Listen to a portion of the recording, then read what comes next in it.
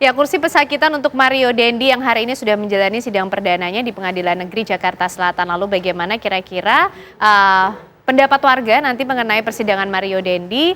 Nanti kita akan ajak Anda bergabung bersama dengan Kurnia Akmal yang akan bertanya kepada masyarakat. Tapi sebelumnya kita akan mendiskusikannya bersama dengan Mas Heri Firmansyah. Sudah bergabung bersama kita. Selamat siang Mas Heri, apa kabar? Apa kabar, Mas? Selamat siang, alhamdulillah baik. Baik ya. Tapi bagaimana kita melihat sidang hari ini, Mas? Dakwaannya sudah pasal 355 didakwakan. Pihak Mario Dendi juga nampaknya tidak mengajukan eksepsi. Lanjut ke agenda pemeriksaan saksi berikutnya. Begitu cepat atau sebenarnya sidang ini untuk sampai sidang cukup lama sih sebenarnya, Mas Heri? Yang jawabnya nggak perlu pakai lagu Yellow, Coldplay ya. Lagi heboh. Jadi kaitan dengan pertanyaan tadi, eksepsi tidak diajukan kan kadang itu jadi hak ya, mau mengajukan atau tidak. Dan kadang tidak berpengaruh besar juga, karena dalam banyak perkara hakim itu akan lebih nyaman kalau dia masuk ke pokok perkara secara penilaian. Agar keadilan substantifnya tergali, kemudian kebenaran materialnya juga bisa dieksplor di situ ya. Sehingga kalaupun ada putusan, ya putusan itu sudah benar-benar didasarkan pada pembuktian yang menurut saya cukup layak untuk bisa dipertanggungjawabkan gitu ya. Dalam konteks eksepsi tadi. Untuk pasal dalam dakwaan memang kalau kita mengacu, ini kan kasus ini dalaming ada penyertaan. Jadi pelakunya tidak hanya satu. Di sebelumnya pelaku yang lain yang sudah menjadi saksi di perkara yang sama, AG misalnya kan, sudah diputus berdasarkan pasal 355 KUHP. Dan itu sudah diputus 3,5 tahun. Maka sebenarnya kasus ini agak lebih mudah untuk diterka di ujungnya. Berbeda dengan kasus Sambo kemarin masih meraba-raba begitu ya, kasus Teddy Minahasa.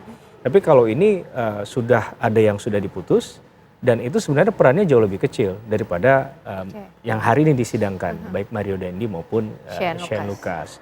Dan dalam hal ini juga kita lihat itu kan sudah jelas terbukti ya, berarti secara sah dan meyakinkan bersalah. Logikanya, logika hukumnya adalah kalaulah orang yang tidak sebagai pelaku utama ini sudah dinyatakan bersalah, maka mungkinkah orang yang jadi pelaku utama itu tidak dinyatakan bersalah? Kan begitu. Jadi sudah, menurut saya sudah agak bisa ditebak di ujungnya. Tapi kita tetap menghormati apapun yang jadi keputusan hakim, dan kita tidak bisa jadi hakim keempat ya, karena hakimnya cuma 3 di perkara ini. Jadi kita serahkan kepada hakim untuk menilai. Tapi dari segi dakwaan, harapan dari keluarga tadi kan sudah disampaikan lewat kuasa hukum ya. Lebih menekankan kalau bisa memang mengarah pada 355. Mengapa hal itu lebih ditonjolkan? Kalau saya lihat memang lebih kepada ancaman sanksi pidana yang lebih berat ya. Karena ancaman pidana maksimal 12 tahun yang di sana. Jadi ini ingin menimbulkan efek jerahnya. Karena melihat dari dampak korban kan yang 53 hari baru keluar dari rumah sakit, kemudian bisa saja dikaitkan dengan ketentuan pasal 90 KUHP, di mana ada dampak yang luar biasa dari tindakan dari aksinya Mario Dendi dan kawan-kawan tadi. Nah, ini yang kemudian lebih tepat mungkin diarahkan ke pasal 355 KUHP. Tapi mungkin jaksa penuntut umum punya pertimbangan lain, karena tetap memasukkan kalau nggak salah Undang-Undang Perlindungan Anak di dalamnya ya. Apakah itu memang jadi semangatnya kejaksaan untuk tetap menghormati ketentuan hukum yang berlaku, dengan kalau ada kaitannya dengan korban itu adalah anak, dengan memasukkan lex specialis Undang-Undang Perlindungan Anak 35 tahun 2014, ya kita belum sampai ke sana ya untuk bisa memahaminya, karena belum ada penjelasan dari kejaksaan. Meskipun terdakwanya ini kan sudah umur 20 tahun ya Mas ya, Mario Dendi sudah 20 ya, tahun. tapi untuk korbannya kan masih anak ya. Berkaitan dengan anak. Yes, benar. Baik.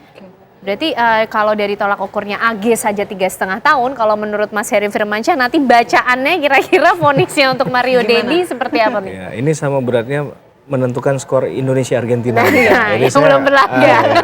Agak berat untuk menentukan itu, khawatirnya kita dianggap mengintervensi ya. Tapi kalau kita melihat dari untuk kondisi AG yang secara peran tidak terlalu dominan, dengan angka 3,5 tahun saja menurut saya udah cukup maksimal ya. Sehingga rasa-rasanya untuk tindakan yang dilakukan oleh Mario Dendi dengan bukti berupa video yang tidak sulit untuk dibantah, bukan tidak terbantahkan, karena kita nggak tahu juga mereka punya senjata apa ya dalam persidangan ini, tapi sulit untuk dibantah. Saya rasa bisa mendekati maksimal mungkin. Melihat dari dinamika yang terjadi, proses penyembuhan David Ozora yang tidak cukup berat. Ya, yang tidak ringan begitu, yang berat begitu. Persidangan ini kan banyak yang bilang sebagai tempat untuk Mario Dandi mencari pembelaan lah.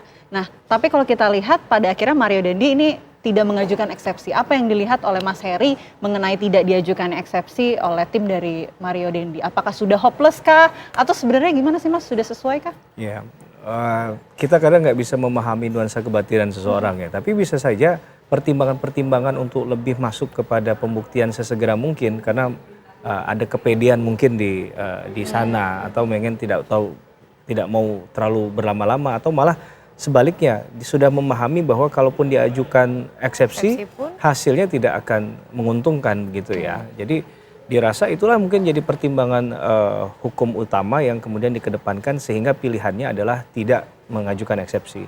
Karena sekali lagi eksepsi pun bukanlah satu hal yang sifatnya wajib dalam hukum acara pidana, dia boleh diajukan sehingga itu adalah hak hukum seseorang. Nah, tapi setiap tindakan pasti ada konsekuensi dan mungkin pertimbangan ke arah yang kontraproduktif atau yang negatif lebih banyak di sana kalau seandainya mengambil langkah eksepsi tadi. Dan ini tentu sudah dipertimbangkan oleh kuasa hukum dengan juga diskusi ya terhadap kliennya tadi. Oke, Mas Heri, dengan adanya dakwaan pasal 355, tapi tadi juga ada dimasukkan undang-undang tentang perlindungan anak. Ini nanti efeknya akan menjadi seperti apa sih untuk Mario Dandi sendiri? Iya, ini dicoba mungkin kalau kita melihat sekilas ada lapisan pasal di situ ya, bahwa upaya untuk kemudian menjerat secara lengkap begitu ya, diupayakan di kasus ini. Tapi tentunya semua harus berdasarkan pada fakta persidangan. Nah, kaitannya bahwa apa yang disajikan oleh jaksa penuntut umum kan tentulah berasal dari penyidikan ya. Jadi awalnya pasti dari penyidikan. Nah, kalau penyidikannya saja memang sudah menitik beratkan pada pasal tertentu, biasanya itu yang ditekankan. Nah, kalaulah memang pasalnya sudah maksimal di satu undang-undang, biasanya tidak terlalu, mohon maaf dalam tanda petik ya, bernafsu jaksa penuntut umum untuk membuktikan hal yang lain. Karena dalam konteks tadi berarti dakwaan primernya itu sudah terpenuhi. Nah, jadi itu yang mungkin akan difokuskan saja begitu ya. Oke, artinya pelindungan anak ini hanya menjadi apa ya Mas ya, samping saja yang nanti akan dilihat begitu? Iya, bisa jadi demikian. Tapi kalau misalnya digunakan efeknya akan seperti apa sih Mas ternyata? Saya rasa tidak terlalu besar ya, tapi kan karena ada pasal 103 KUHP itu kan mengatur ada ketentuan undang-undang di luar KUHP yang sebagai lex generalis. Maka kita ketika ada bicara hal yang sifatnya khusus, pengaturan tentang subjek hukumnya korbannya adalah anak, maka tunduk dan patuh taat pada aturan Undang-Undang Perlindungan Anak. Nah, ini kan mungkin tidak tertulis begitu, tapi jadi satu hal yang secara praktik biasanya lazim dilakukan oleh seorang jaksa penuntut umum. Masalah nanti terbukti yang mana biarlah menurut mereka kan hakim yang menentukan nanti. Oke, baik. Kita nanti masih akan membahas mengenai bagaimana jalannya sidang perdana hari ini dari Mario Dandi. Pemirsa, usai jeda kami masih akan kembali hadir untuk Anda.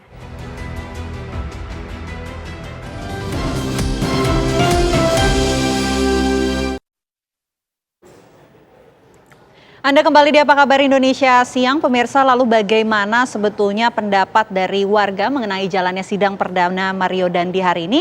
Kami akan ajak Anda bergabung bersama rekan kami Kurnia Amal yang saat ini berada di Pengadilan Negeri Jakarta Selatan. Amal, silahkan. Ya, selamat siang Vena Kintan dan juga Ken. Anda betul sekali tadi sekitar pada pukul 11 waktu Indonesia bagian Barat sudah digelar sidang perdana dari kasus penganiayaan berat yang melibatkan anak dari salah satu pejabat di Kementerian Keuangan, yakni Mario Dandi Satrio dan juga Shane Lucas. Lalu bagaimanakah tanggapan masyarakat terkait hal ini? Kita telah bersama dengan salah satu anak muda nih. Lalu bagaimana pendapatnya? Ya, selamat siang dengan Mas siapa? Mas Galuh. Mas Galuh, tentunya mengikuti kasus penganiayaan yang melibatkan putra dari ex pejabat di lingkungan Kementerian Keuangan ini. Bagaimana pendapatnya Mas melihat kasus ini?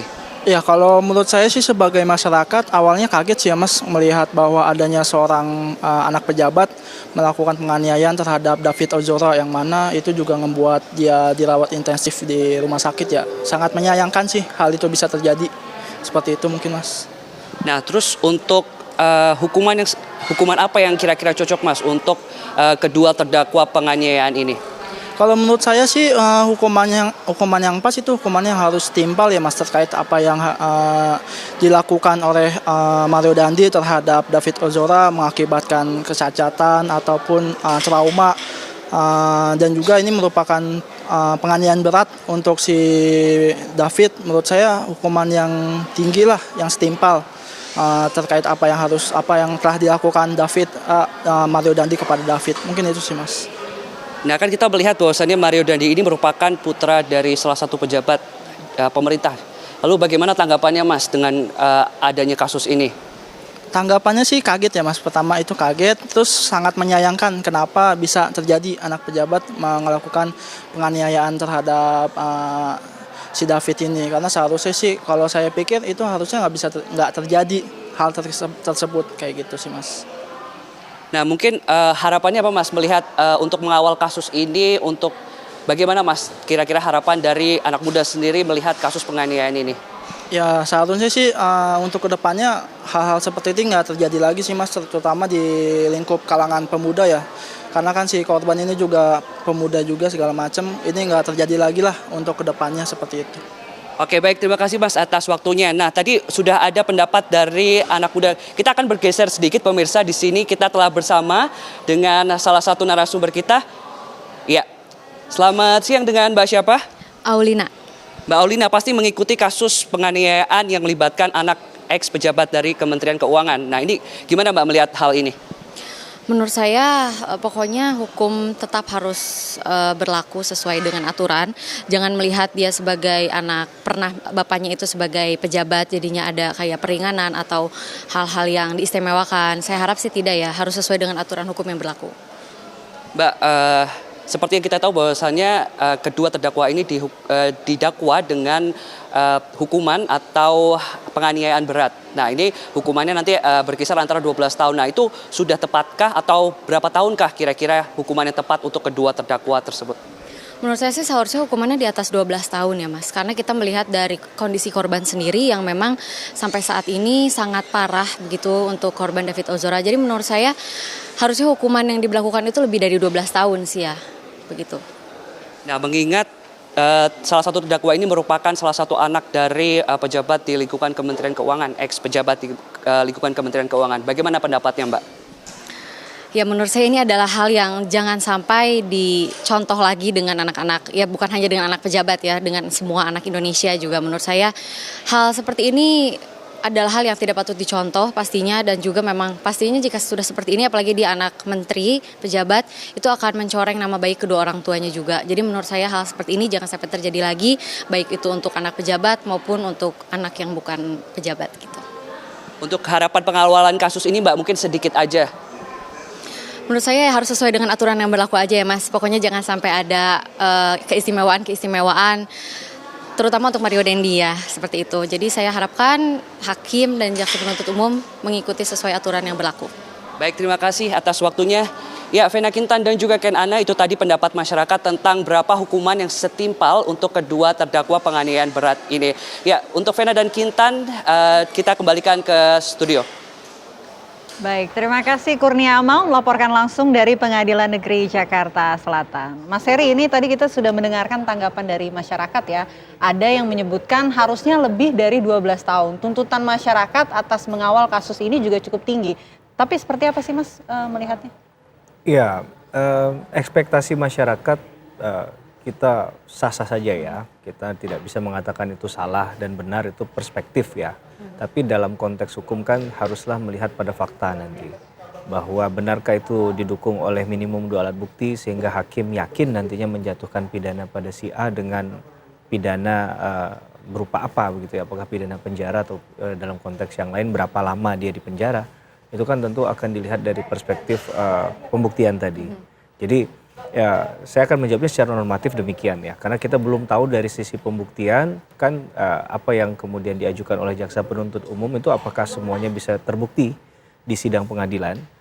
Kita tidak langsung melihat bahwa ini harus maksimal dan lain sebagainya, karena bicara tentang hukum pidana kebenaran material yang dijaga. Tapi agar memberikan efek jera, tentunya harapannya adalah pidana maksimal. Tentunya pada setiap orang pasti akan berpikir, apalagi kalau kita tanyakan kepada keluarga korban. keluarga korban tentu harapannya adalah pidana maksimal agar menimbulkan efek jera dan ada keadilan bagi korban.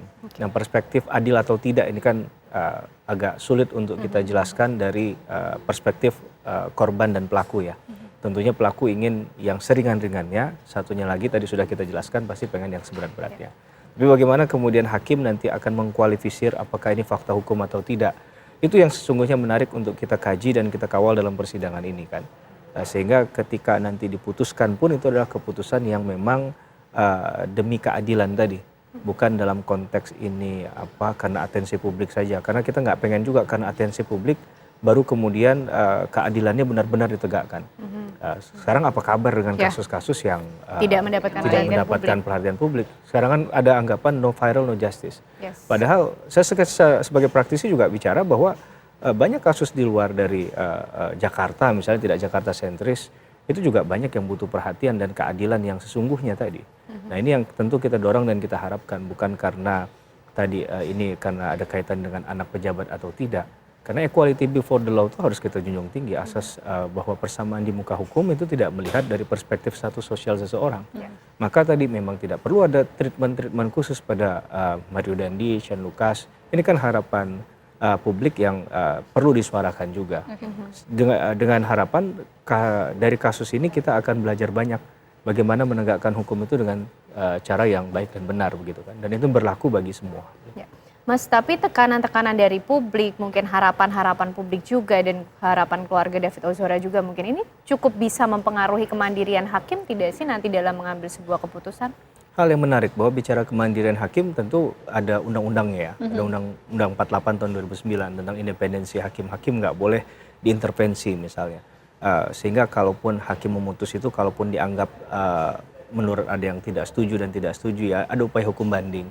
Ada istilah res judicata pro veritate habetur, hukum putusan hakim dianggap benar sama belum ada putusan pengadilan yang tingkat di atasnya mengkoreksi hal itu.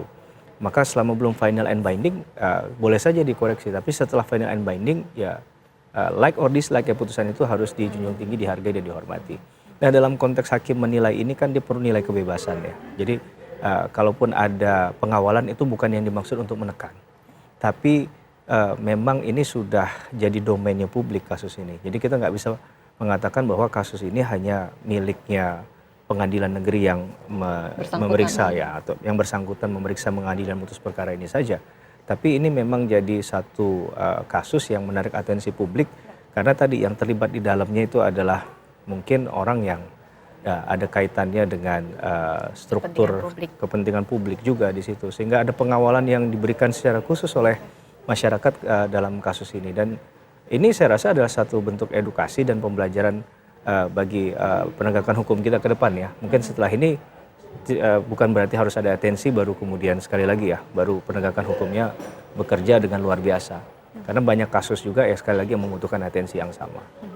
Tapi Mas Heri kalau melihat dari yang sudah terjadi setidaknya dari AG dan juga majelis hakim nanti kira-kira akan melihat jalannya persidangan cukup mudahkan untuk hakim nanti bisa mendapatkan keyakinan dalam memperhitungkan hukuman dan vonis apa yang tepat bagi Mario Dendi dengan bukti-bukti yang sudah ada mungkin. Ada dua hal yang mudah untuk kita telaah adalah tadi terkait dengan bukti, ada video yang saya rasa sulit untuk dibantah, ada wajahnya pelaku, ada wajah korban, ada aksi, ada reaksi di situ yang tertangkap di dalam rekaman video tersebut yang itu jadi PR besar bagi siapapun kuasa hukumnya yang mendampingi Mario Dendi untuk menjawab itu. Yang kedua tadi menarik juga bahwa putusan ini saya rasa tidak akan berdiri sendiri karena ketika AG sudah disidangkan dan dia pernah jadi saksi dalam di perkara ini mungkin di berita acara pemeriksaan sebelumnya ya. Ini kan juga berarti berkaitan dengan pembuktian di perkaranya Mario Dendi. Kalaulah ditetapkan sebagai tersangka dan berujung akhirnya menjadi terpidana, sekali lagi relasi antara Mario Dendi dan AG ini kan dianggap bersama-sama melakukan tindak pidana khusus untuk AG karena ada penempatan pasal 55 KUHP di dalamnya, ada penyertaan di situ. Sehingga tidak akan mungkin menurut saya secara logika hukum kalau orang yang hanya bersama-sama porsinya lebih kecil kemudian dihukum, sedangkan yang diajukan sebagai yang punya porsi lebih besar secara pertanggungjawaban pidana malah lepas dari jeratan hukum. Itu logika normatifnya. Tapi sekali lagi kita tidak pengen offside ya. Kita ingin menunggu juga apa proses pembuktian yang akan dilakukan oleh teman-teman jaksa penuntut umum sehingga benar nanti keadilan itu bukan hanya bagi korban, utamanya bagi korban. Ya, tapi pelaku juga mendapatkan hal yang sama sehingga kalaupun dia diputus itu berdasarkan kesalahannya dia. Oke. Logika berpikirnya seperti itu, tapi nanti akan ada kejutan-kejutan apa di Seperti apa di persidangan? persidangan? Kita akan tunggu Ya. dan ikuti bersama. Terima kasih Mas Heri Firmansyah Sama-sama. atas yang hari ini, atas penjelasannya. Dan pemirsa, itu tadi perbincangan kita mengenai sidang perdana dari kasus yang kemudian menjerat Mario Dandi. Kita nanti akan ikuti terus bagaimana jalannya persidangan, dijadwalkan berikutnya pada tanggal 13 Juni ya Mas ya 2023. Terima kasih Mas Heri sekali lagi. Terima kasih Mas. Ya, Dan sama-sama. usai jeda pemirsa, apa kabar Indonesia Siang masih akan kembali hadir untuk Anda dengan informasi lainnya.